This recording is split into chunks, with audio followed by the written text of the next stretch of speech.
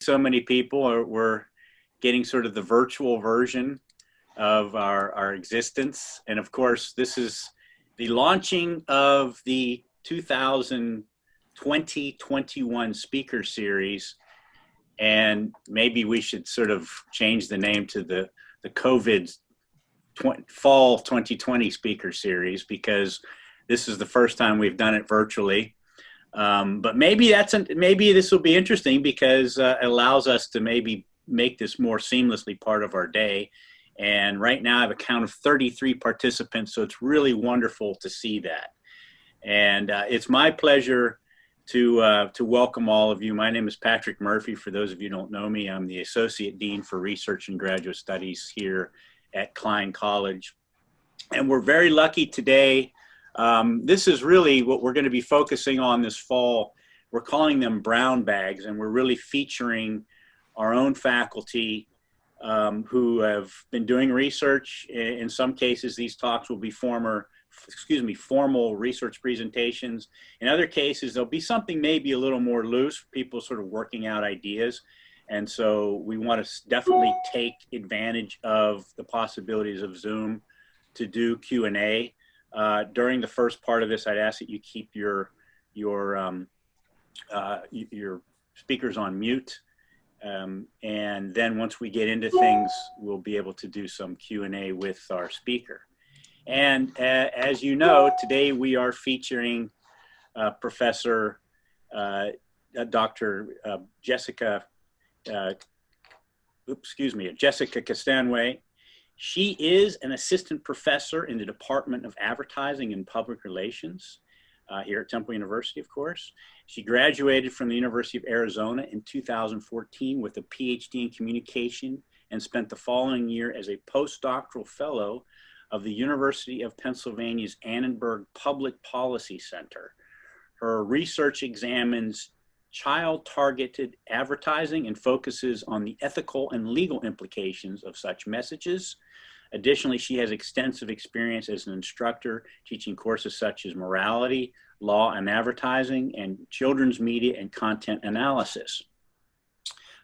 Today, she is going to be presenting to us, the title of her talk is Advertising Literacy in the Context of YouTube, and a cross-age group investigation of theory of mind and disclosure prominence. So let me welcome Dr. Jessica Castonguay, and please, I guess we can turn on off our mute for a second for some applause of introduction. So welcome.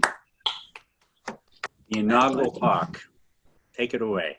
Okay, wow, there's quite a few people here. I'm surprised. 8, that's great. I will go ahead and share my screen then. I put together a PowerPoint presentation just to walk you through some of the work that I've been doing. So let me pull that up. And I did want to interrupt one. We are taping this with Jessica's permission, and we will be using this for hopefully TUTV. So apologize for interruption. Just did want to say that very quickly. Great. Okay. So thank you for the introduction, Patrick. And you heard a little bit then about my background, but I like to explain my research as really where 3 different areas intersect. So I study health communication, I study child development, and I study advertising, law, and ethics.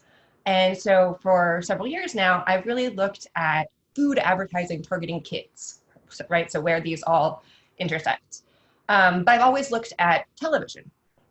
And nowadays, with everything being new forms of media and YouTube in particular becoming so common, I wanted to try at least to branch out and shift my focus there. So I'm going to tell you really briefly about the content analysis that sparked some of this, and then more in detail about the experimental study that I did over the course of the last year or so, and then finally kind of where this, I hope anyways, is headed. All right, so obviously the health interest here then is childhood obesity. And we've all heard tons about how rates have been increasing for years, not just in the US, but around the world. And we know that there's the health problems associated there, heart disease, diabetes, but it's also things like poor academic performance and depression, So many, many reasons to want to get to the root of that problem, or at least focus on what factors we can change to help improve childhood obesity. We know that television is related to children's food choices and overall their health and body weight. That's in part because it's sedentary activity. It's in part because a lot of the behavior you see on television in terms of diet is not particularly great, so kids are modeling poor behavior. But a lot of it really is the advertising as well. And that studies that compare the dietary habits of kids who watch commercial versus television without commercials, we still see that difference. That really is junk food ads are contributing to this problem. And given, again, as so many young audiences have moved to more online formats, I wanted to expand. I think it's about 85% of youth now say that they turn to YouTube rather than traditional TV. So I started looking into YouTube, and I will fully admit I am not a social media person whatsoever, so this was new to me. But I've seen my son interact with YouTube a lot, and I know that that's kind of the next generation there. And so I looked into the history. YouTube, we all kind of know what it does. It's been around for about 15 years, and about 10 years ago, made this pretty clear distinction between regular YouTubers and special YouTubers or influencers. And so influencers then realized that they can make money. And it was actually very profitable to have sponsored content in their YouTube videos. And so it's the kind of thing where they'll be sharing what they like and dislike, but a company also paid them to promote their product within that. So these influencers kind of are like celebrities in that they're very persuasive and kids look up to them, but they also still maintain that more realistic aspect. And in a sense, then that is confusing to a young viewer to figure out, should I be believing this? People might think it's really not an issue for kids, but sure enough, as of just a few years ago, the highest earning YouTube personality was a 7-year-old named Ryan, multi-millionaire. So certainly there are many, many YouTube channels out there by kids and targeting kids. We know that exposure to social media food marketing can in fact influence dietary choices. So I wanted to look at then what is going on in the context of YouTube. And I was particularly interested in the branded content aspect of it. So these videos are appearing much more like product placements or sort of native advertising where you can't necessarily tell the difference between the entertainment context and the advertisement. And the FTC does require, if the influencer has been paid, that they disclose it. But they're relatively vague about what they say. So they just say that any advertising message consumers are likely to believe reflects the opinions, beliefs, findings of a party other than the sponsoring advertiser. They have to be disclosed. There has been some recent research that has showed that when foods are promoted online, when they're branded, they tend to be even less healthy. And so I wanted to set out to look at then this idea of how foods are presented in YouTube. And I'll tell you really briefly then about the content analysis I did last fall. I worked with 4 wonderful doctoral students who worked as my coders for this. And we chose 325 YouTube videos that came from the top kids YouTube channels. And they coded for food references. So we had over 1,200 food references in the study. And we asked what types of foods are most frequently referenced, how frequently are the foods referenced either unbranded, branded but not disclosed as an ad, or branded and disclosed. And then I wanted to look at the context that foods are presented in, because YouTube presents kind of a unique opportunity of how you can present food. So big picture anyways, what we found was that it was about 60% of the videos that were focused on food, but when it did focus on food, there was a different food referenced really every 30 seconds. So lots of references to food. Most of the time, these were foods that were high in fat, sugar, fast food, sweets, the kinds of things that I've seen in television advertising that I've researched. I was happy to find, though, fruits and vegetables were more common in this context than television, But still, the focus really was more on sweets and fast food. None of the branded content was disclosed. It may not have been actually sponsored. I don't know. It may be that the YouTuber just chose to promote that product. But either way, it certainly is still content that is influential to a child viewer. And then what I found really interesting is that the context that these foods were presented was almost always in some sort of game or challenge, a lot of taste tests. And so I wanted to look at how kids are making sense of that with this new format. So I set out, I had my sabbatical last spring, and I set out to do a large study with kids. It was all in person, and I had set up all this stuff, and it was going great. And I wanted to look at, over 300 participants between the ages of about 5 and 14. I was going to look at, and I got started, and then everything shut down. So I quickly had to pivot a little bit in this research, and I kept the data that I had collected in person with younger kids, but then was able to sort of expand my questioning to say, not just how do children of different ages recognize and understand sponsored content in YouTube, but how are parents recognizing and understanding this content? And then I also wanted to know the role of a disclosure. Can it help in this process? I went back to really looking at what I know about children and television advertising as a foundation here. And people have been researching this for many, many years, since about the 70s. And they've been really focused on tracking age differences, though. So looking at particular markers of when kids have these developmental milestones where they can make sense of advertising. It's about age 5 that kids can get the difference between what is a TV program and what is TV advertising. And I've seen this in my own work where I'll show kindergartners a cartoon with an embedded block of advertising in it, and then I'll ask them what the ads were about, and they'll tell me the plot of the cartoon. So they are not seeing that distinction until about age 5. Around 8 or so, they are able to say, yes, I understand that this is an ad, it's selling a product, but they still don't quite get, that it's not 100% truthful all the time. And it's really at least age 12 that they get, okay, these are maybe biased messages, I should start to think more critically. Even then, even at 12, they don't have an adult level of understanding. And it's particularly difficult then in contexts other than TV. So all of these age markers that researchers have focused on for so many years, once we get out of that context of television, everything seems to be shifted even later. In terms of adolescence, they are still struggling as well. The adolescent brain still continues to develop. They are learning how to think more critically and not just having these skills, but applying them, which they need to be able to understand things like persuasion. On top of that, adolescents really bond with social media figures. It's those parasocial relationships that are common with television characters definitely still happen with social media influencers. So teens are less likely to think that there's any ulterior motive there. So even when they report that they can understand something like sponsored content, they don't necessarily apply that knowledge.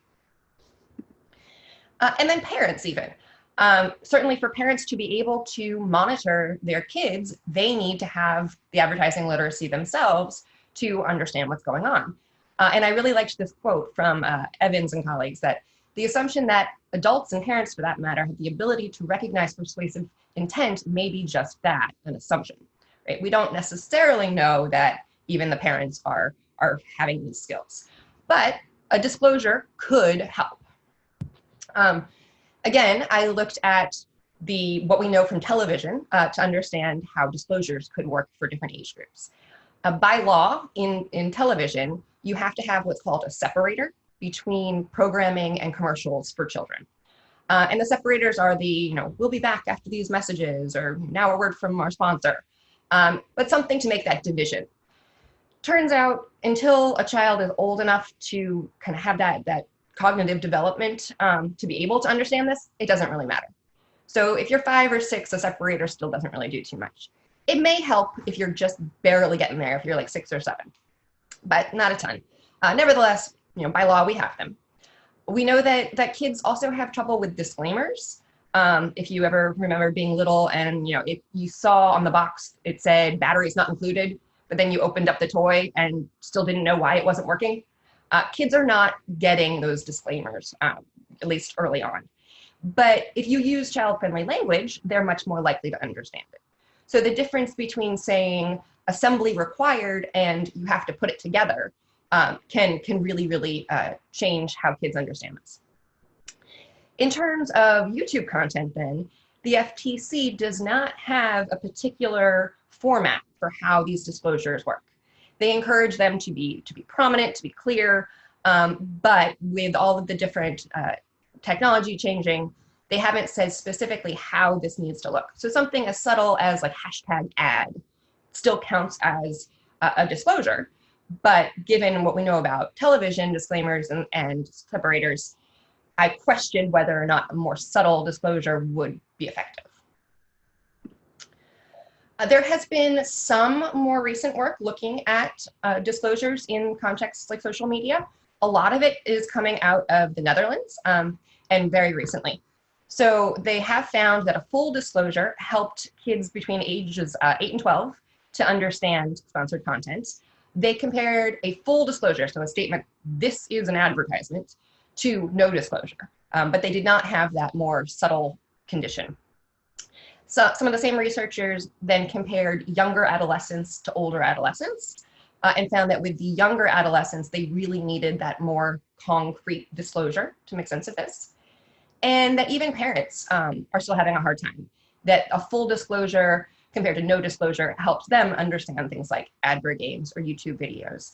But having SP for sponsored content did not seem to help parents. They really needed it to say, this is a paid ad, right? So a full disclosure seems to be much better than a more subtle disclosure. So I set out to investigate this, and obviously I'm driven by those age differences. So I turned to more developmental theory to guide this. And I turned to theory of mind, which is the understanding that people don't share the same thoughts and feelings as you do. So it really is something that develops over time. Young kids between about 3 and 5 are just starting to get this. Like they just start to realize that people can think differently than they do. When I teach about children's media, I'll use the example of the little kid in the toy store having a temper tantrum. And so to them, it's like, I want this toy. Why in the world would you not want me to have this toy? That makes no sense. So of course, I'm gonna get frustrated. And then I don't have the vocabulary to explain my feelings. So I end up kicking and screaming in Target. But at that age, it really is like, why on earth would you not think the same way I do? Kids start to develop. They are able to get somewhat of the perspective of other people, but this really develops even into adulthood. And it's particularly necessary in understanding things like persuasion or deception, to be able to think from someone else's point of view. There's been a little bit of work using theory of mind to look at how kids are understanding advertising in television. About 5 years ago, Matt LaPierre did some of this work, and he did find that theory of mind was better at predicting kids' understanding even beyond things like chronological age or vocabulary skills. So I took his work as kind of the roadmap for what I wanted to do. Where he looked at TV, I wanted to then look at YouTube videos. So the two main research questions anyways that I want to talk about are that, is greater theory of mind associated with these advertising literacy skills? So the recognition that the content is advertising, understanding that it wants you, or it's trying to sell a product, and then understanding of the actual persuasive intent behind it. And is theory of mind better able to predict this than chronological age or verbal ability? And then I asked, does a full disclosure have a greater impact on these advertising literacy skills as compared to a subtle disclosure or no disclosure? So, like I said, I was able to work in person for a little bit. I got started. I was able to collect data from 90 kids between the ages of 5 and 12.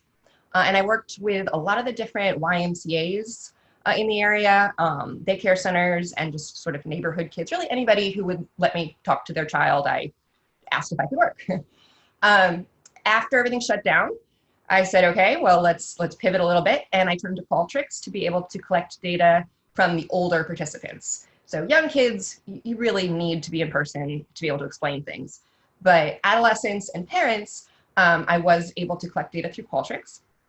So I had 90 kids, 170 teenagers, 132 parents when all was said and done. The stimuli that I used were videos from the YouTube channel Good Mythical Morning.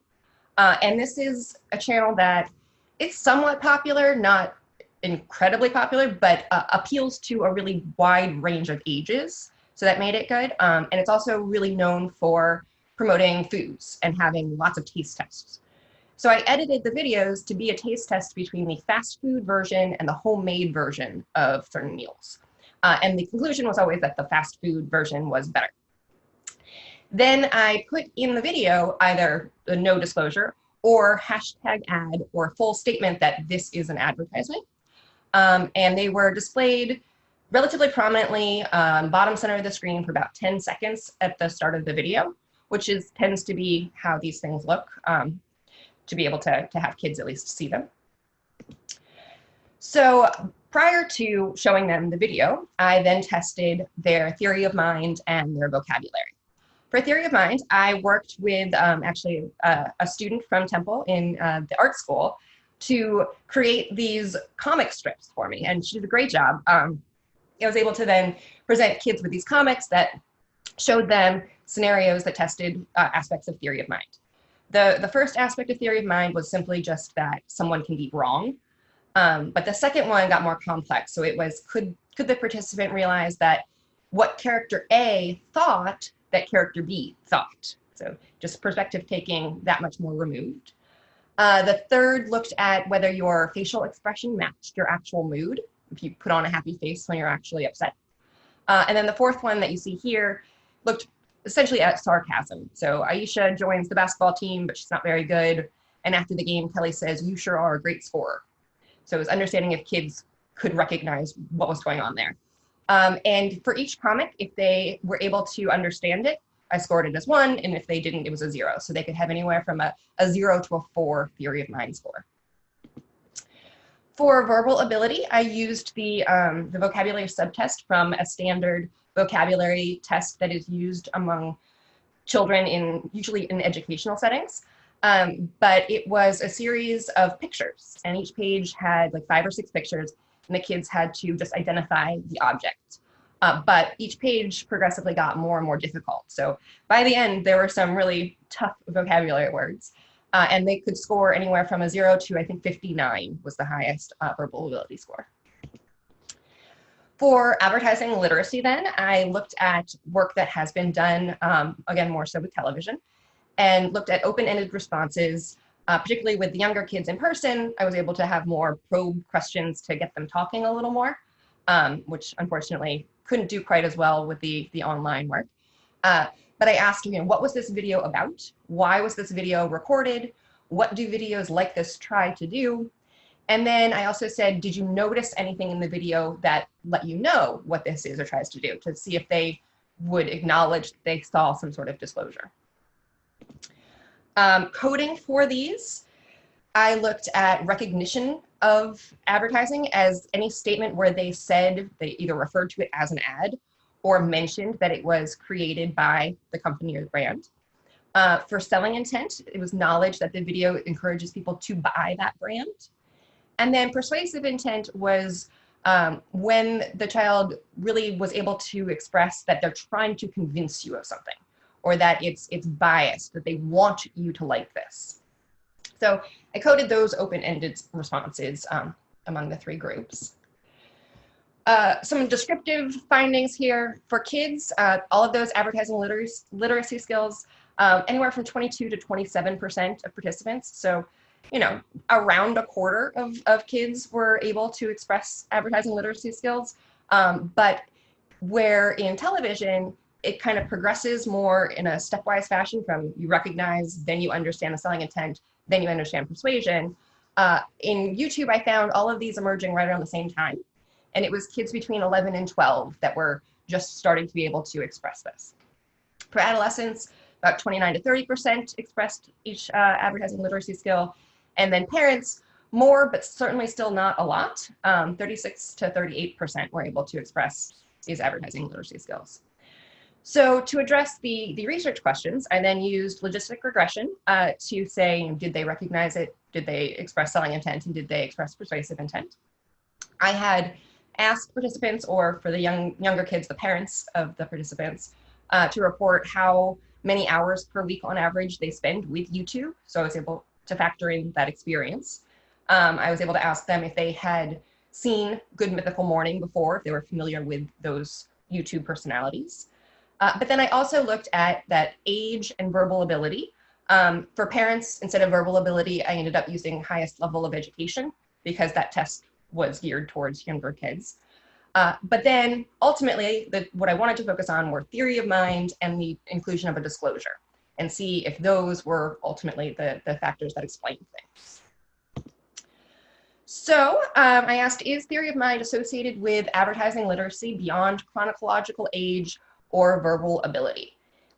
For children, the younger children, it was associated with recognition, that the more advanced cognitively the child, the more likely they were to recognize this as advertising. Did not seem particularly, none of the variables particularly explained their understanding of the selling or persuasive intent. Adolescence, there wasn't a direct effect of theory of mind, but it did interact with disclosure prominence. So that theory of mind was associated with recognition among those who saw either the subtle or no disclosure. And instead, it was a verbal ability that was able to explain their understanding of selling a persuasive intent. And then for parents, so I was actually surprised by this, but theory of mind still did play a role, but so did education. So parents who had completed higher levels of education were more likely to express selling intent. And then those parents with more experience with YouTube were more likely to express persuasive intent. All right. So what does all of this mean? Excuse me. Full versus the subtle disclosures that I looked at as well. For kids, neither disclosure really helped with recognition of advertising or selling intent, but a full disclosure did at least seem to help them understand persuasive intent or to express it. It was better than a subtle disclosure or no disclosure. For adolescents, the full disclosure was better across the board in all advertising literacy skills. The subtle disclosure helped with recognition, but still not as much as a full disclosure. And then for parents, both the subtle and full disclosure differed from the no disclosure condition. So they were able to pick up on either type of disclosure for recognizing advertising. Right. So kind of had to put some thought into making sense of all of this. But to me, one of the biggest things that it points out is that in previous research where chronological age has been used, this might really just be a proxy for all of these other things. So definitely theory of mind should be used instead of age. But it seems to be that age is also encompassing verbal skills or experience with certain media. And I think that researchers going forward really need to separate these things, particularly then to explain newer forms of media that aspect of experience or even vocabulary can mean a lot. The fact that the subtle disclosure did almost nothing, to me says that legislators should consider strengthening disclosure requirements, that we might need more of a concrete format that kids can really learn to look for in terms of recognizing this content. And that education should definitely focus on parents who still didn't seem to understand much of this, and with adolescents and teaching them to look for disclosures. But for younger kids who are too limited in theory of mind, education might just not work, that it may be more of a role for parents to simply limit screen time than try to educate when they're cognitively just not quite able to do it. So this still left me asking, does it matter? So what's next, right? Are the kids wanting the product? Are they being influenced to actually go out and buy something? And I was driven by these two quotes here. So that traditional models used to explain advertising effects have overemphasized the importance of children's understanding of persuasive intent to defend against direct marketing. And really, this is just saying, maybe they understand it, but that doesn't mean that the ad wasn't still effective. And then the second quote here was from Michelle Nelson in a recent special edition of the Journal of Advertising, where she said that new forms of advertising to children necessitate new studies and examinations of ethics. And so I had wanted to know, do kids even mind this practice when there's sponsored content from a YouTube influencer? And is it that moral approval that maybe determines whether or not the ad is effective? So real quickly, I'll tell you just a little bit about the third study that I'm putting together here. I have only had a chance to look at responses from the younger children. So I'm hoping to still look at the responses from adolescents and parents. But I did ask then, so do they dislike when sponsored content is subtly promoted via YouTube? How is theory of mind related to the way they reason, and sort of, if they can only think from their own perspective, does that change their strategies in terms of determining what's right and wrong? How are disclosures related to approval or disapproval? And then, is it that disapproval that actually drives liking of the promoted brand? So I used the Persuasion knowledge model, which is mostly just saying that, yes, we have to look at understanding of persuasion, but we also have to look at judgments of appropriateness. I looked at social domain theory, which looks at the type of moral reasoning someone uses and says that there's typically 3 domains. The psychological domain is when we talk about consequences for the self. The social domain is consequences for others or based on rules and laws. And then the moral domain is kind of more of that innate right and wrong. So regardless of if there were consequences or not, if it broke a rule or not, it's just wrong, was the moral domain. And then again, more developmental theory. So still looking at theory of mind, which should align with the strategies used to make a moral judgment. After they completed the procedure I just told you about, I then had this one last comic to show them, where I explained that Dante and Sam are watching YouTube and saw the same video that you just watched. And that Sam thinks YouTube videos can be sneaky advertisements. So he says, I don't like when YouTube videos are really ads, it feels sneaky. But Dante doesn't mind and says, so what? You get to learn about the product and it doesn't interrupt the video like on TV. So then I asked kids, who do you agree with, Dante or Sam, and why? And I got them to at least explain their moral reasoning, as well as evaluate the brand and the product to see how much they liked it. So at least with the younger group, I found slightly fewer than half disapproved of the YouTube videos really being sponsored advertisements. And that theory of mind was related to more sophisticated moral reasoning. Younger kids, those with lower theory of mind, just stayed in that psychological domain, so consequences to the self, whereas only as they got more sophisticated, they started to branch out and think of others. Full disclosures of sponsored content did seem to be related to disapproval, but it was the disclosures as well as that disapproval that related to less liking of the promoted brand, right? So ultimately, it's this question of, if you're trying to promote a product and you want to do so effectively, how can you still do it transparently and make sure that kids are understanding it? And finding that middle ground seems to be a difficult step. I'm curious to see what the data from the older participants look like, but hopefully I'll put that together soon. So I would love to hear any comments, questions, or any advice that you all have.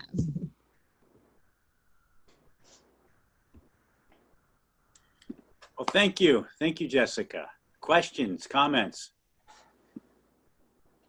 You can use your blue hand or just chime in. Ed Fink, Professor Fink. Yeah, well, I missed the very beginning, but I didn't hear. You could have said it. Who were these kids, and where were they from? What kind of kids? They were kids from mostly different YMCAs all around Philadelphia. It was relatively evenly split between gender and skewed a little bit older. I didn't get quite as many like 5 and 6 year olds as I wanted, but they ranged from 5 to 12 and they were all either within Philadelphia or right around Philadelphia. Did you find any differences by race, by ethnicity, or I other variables? did not.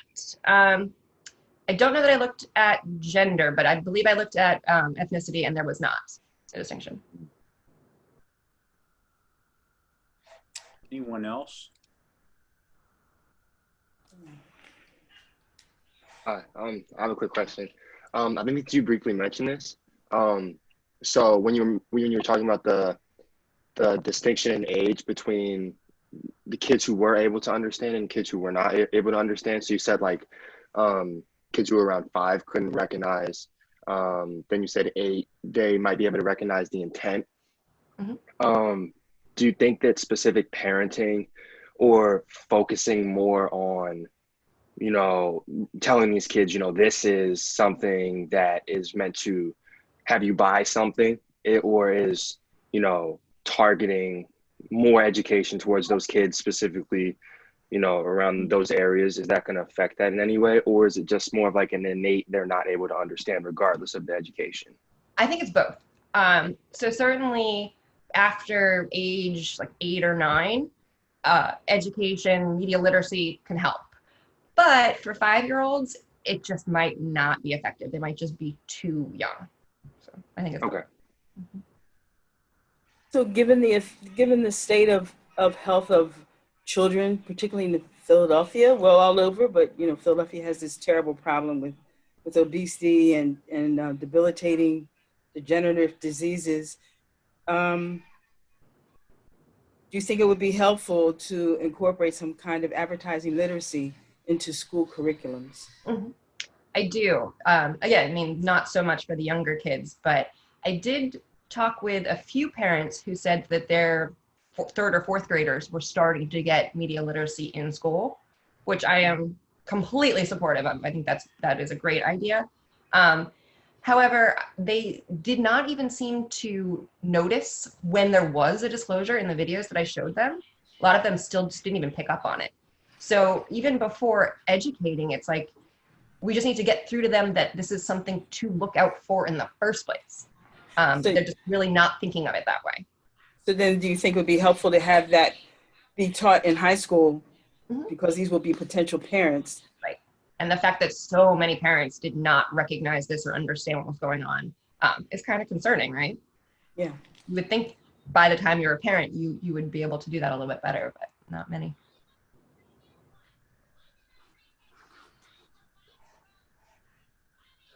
If I can jump in, I haven't really kept up on this kind of research, and so listening to your presentation reminds me of things that, you know, sort of looking back, the debates, you know, when Reagan took office, and suddenly, you know, Saturday morning cartoons didn't have those disclaimers, and they would have, you know, the Strawberry Shortcake, He-Man, you know, 30-minute cartoons that were basically advertisements.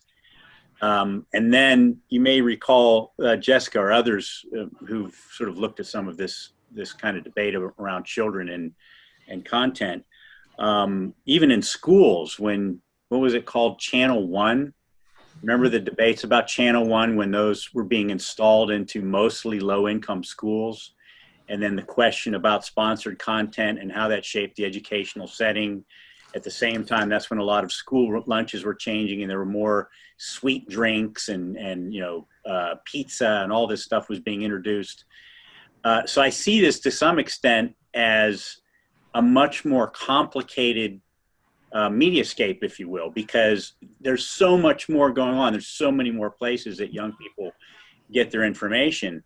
And I think that also frames the challenge of parenting, is because maybe part of the reason that you're saying the parents don't see it is because, you know, it's kind of like, you know, seeing the trees for the forest kind of a thing. You're in that, and it becomes so difficult to distinguish, you know, not just necessarily what's sponsored, but the kind of so what. Well, so what if it's sponsored? You know, I'm still learning from it. I'm still getting something from it.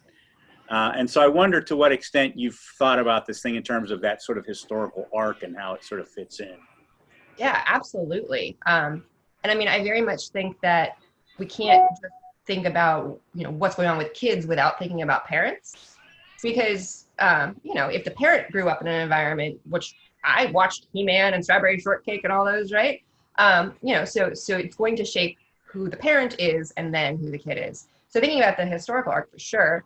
But, you know, I do think that that acceptance that you mentioned is a huge part of this. I really did see that with the moral reasoning with the younger kids, is that they really just did not mind at all. They're like, yeah, so what? And so I'm eager to look at then how the adolescents and the parents responded as well. And by the way, I just noticed Nicole Messina is here. She worked with me on this, and she was kind enough to code all of those responses from teens and parents. So I will look at them soon, I promise. Thank you. Others? Professor Fink. I'm trying to combine two different theories in my mind about this. You know, George Herbert Mead talks about the idea that people more or less reflect themselves as they get older and see others in a way that develops a sense of self. And at the same time, I was thinking of, you know, the Walter Mischel Marshmallow Studies. Mm-hmm. Yeah, and I'm wondering that what they found in the marshmallow studies is that the kids that don't eat the marshmallow, the study is about trying to get a kid not to eat a marshmallow, and kids struggle with this, and the ones that succeed essentially do all these things themselves to distract themselves, and they're successful. And then it turns out that Michelle has shown that they're more likely to finish college, they're less likely to be criminal, and all that stuff. So all kinds of things have emanated from that. But I'm wondering whether or not the marshmallow study is really partly looking at how the kids speak to themselves about dealing with intent and other things. Will not eat the marshmallow and all that. And I'm wondering whether or not that kind of development in kids to deal with themselves in that way is associated with theory of mind and the kind of understanding that kids have intent. And I think putting those two together might be interesting. Yeah. Well, and I think that's from I love those marshmallow studies. I mean, they're just adorable, first of all. But I think that's part of what it is looking at, right? Is that some of this is developmental, that you'll eventually get old enough to be able to have a little bit more self-control. But some of it's also just a personality trait, that some people are more prone to be impulsive like that. So that it can be a little bit of both.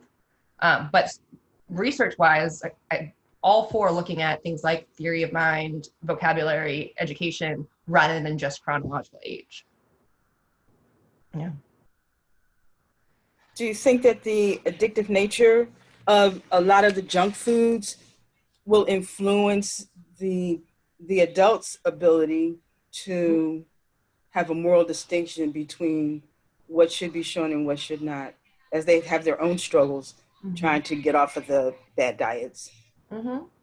Yeah, and I mean, I have to be sympathetic to, like, look, I got a family to feed, I don't have a bunch of money, I need something quick and easy to do, and go to the drive-thru, at least it's a lot of calories I can provide. But at the same time, then the parent still needs to think it through a little bit further in terms of long-term habits, right?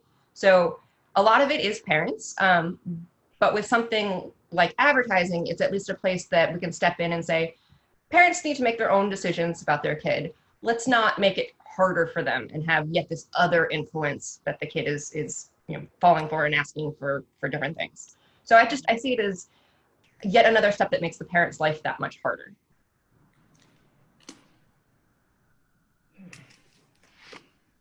Jennifer, we can't hear you for some reason.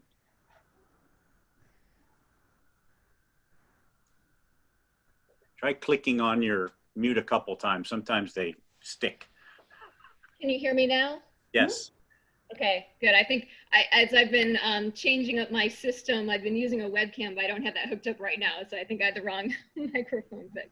Okay, so just I'm thinking about this from another angle too, not necessarily specific to the kids, but something that you were talking about with the persuasion knowledge model and how that does make that distinction between recognizing persuasive intent and then also judging its appropriateness. And so kind of that last step of looking at that acceptance of advertising. And I think there are so many context in which we do just accept that, of course, advertisers are taking up space in our lives to send us messages, and to the extent that we don't even question it.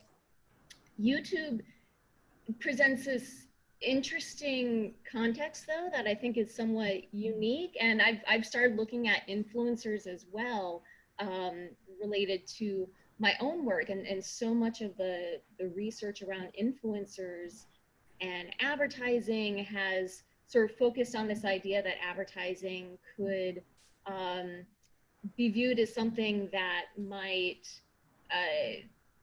break the trust between an influencer and their followers, you know, that followers may not really appreciate influencers selling a message to them. But when you started out and talking about how YouTube, you know, with YouTubers that have become really huge, they've figured out how to monetize it. And I just wonder if there's any element in there where a loyal follower of a YouTuber, would they actually see sponsors as legitimizing the influencer? Okay, like the influencer's now gotten to a point where they've developed such an audience that now advertisers are wanting to pay them for it. And you know, do we have blinders on by only thinking about advertising as getting in the way of the relationship between the influencer and its audience? Might there also be another angle to it? I have seen some work. It didn't get into the why that you're talking about, but that having a parasocial relationship very much changed the effect of a disclosure. So that overall, a kid who sees a disclosure of advertising is maybe not going to like the product or the video as much. But if they already have an existing strong parasocial relationship, then they liked it just as much or more. So I think that taps into what you were saying, yeah. Perhaps, and maybe there's room for that much more looking into that. Interesting. Yes, there's also room for looking at how the advertisers and the people who actually do the work for the advertisers have their own kind of moral dilemma between doing what they might know is correct in terms of influencing children, and then the financial incentive reward of their salaries. And can they afford their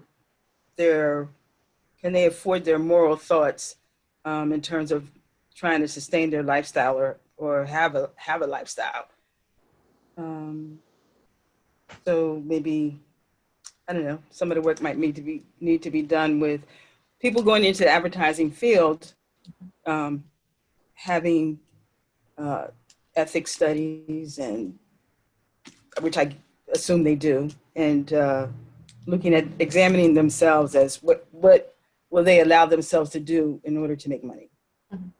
Yeah, I mean, I think I try to at least acknowledge that advertising to kids is probably not going anywhere. I might personally think that there's a moral issue because of children not being quite, cognitively developed enough to understand, but it's not going to go away. So the focus needs to be on, like you said, training people in the field to think about things a little bit more ethically, and ultimately just promoting healthier products to kids. Yes, I might be saying at times that persuading a kid is not appropriate, but at least if we're going to persuade them to eat carrots and oranges. So that would be the direction I'd like to see things take, anyways. Here's a question from Constantine. We got you a little late, but if you're still there. Oh yeah, I was just thinking about this, and I know for myself as a sophomore in college, and I have little brothers who watch YouTube. I watch YouTube. A lot of big YouTubers, like the biggest YouTubers on the platform, Mr. Beast, PewDiePie, David Dobrik, they use advertising as a way to make their videos exciting. It's almost like when they bring a sponsor in their video, something exciting is going to happen. And it's almost like, at least when my world and my siblings, they don't get that like advertising bad, they get advertising good because something exciting is going to happen in the video. So I was wanting to know like what your opinion on that is. And yeah, I mean, I think that is sort of the nature of how things are changing. That is the experience of most youth today. And whether or not, how they evaluate it is something that we at least need to talk more about. I would like kids to have more of that educational experience to get them to go, oh, maybe this is kind of a biased message. Maybe I should be thinking more critically. But at the end of the day, if they still think critically and go, no, I still just like this, that is still their choice. But that is very much the distinction that I'm seeing between more traditional television advertising and the environment we're in now. Thank you. Does bring up the question of how do you make carrots more attractive, right? I think you can do it. Carrot lobby. You can do it.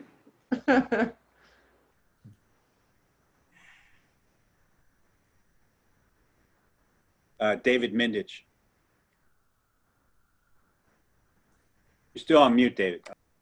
Hi, can you hear me now? Mm-hmm.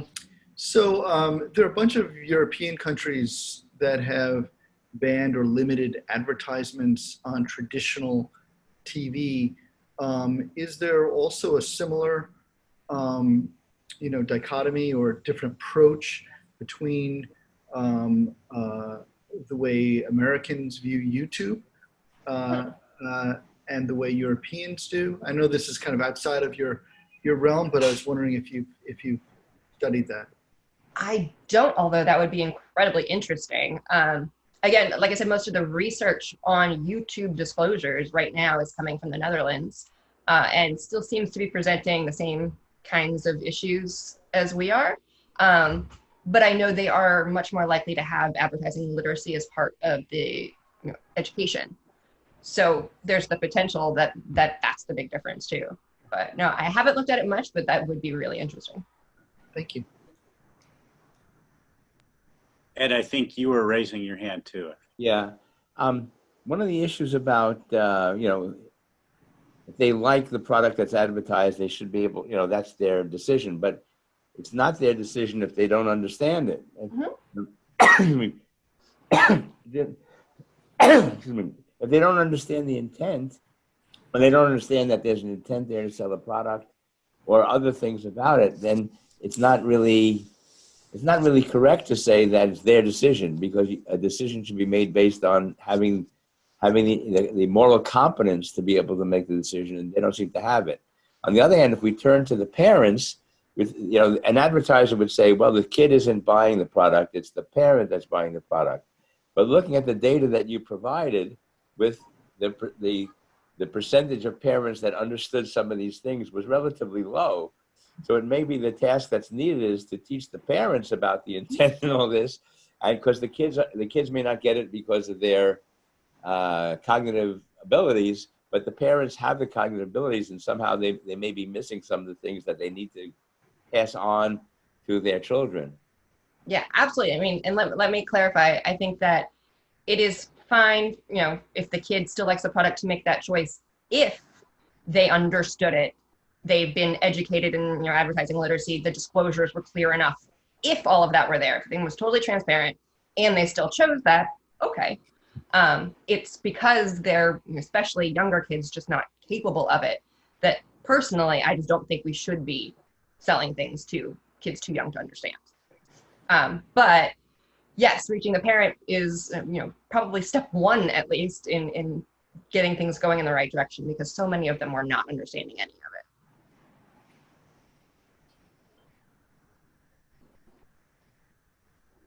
Any other questions, comments? I remember Dr. Castonguay talking before about how children influence parents' buying decisions because they're your kids and they're like, I want this, I want that, and they're in the store and they're melting down or just that, they're being indulged. And so the parents might actually know better, but just give in because of their emotional connection to their children. Absolutely. And I will say, I'm just as guilty as any other parent. Like, I can research this stuff, I can talk about it all day, but when my 9-year-old comes begging, it's still really hard. So, that's some of it is just the facts of life for families to deal with.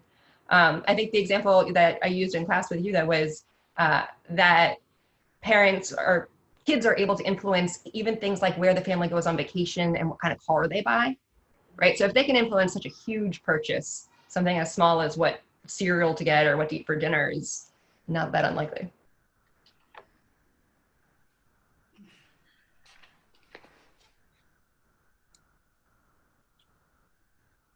Well, let me thank everyone for joining us and thank Professor Castonguay for the great presentation. I also want to take this opportunity to invite you to our next talk, which will be on September 18th, 11:15, 12:15. Professor Dr. Kogan will be presenting participatory evaluations and the co-construction of knowledge. So please join us back at this Zoom channel. Look for another Zoom invitation. And again, thank you, Jessica Castonguay, for sharing your work with us. Have a great Friday afternoon. Buddy. Thank you. Thank you. Thank Thank you. you. Thank you.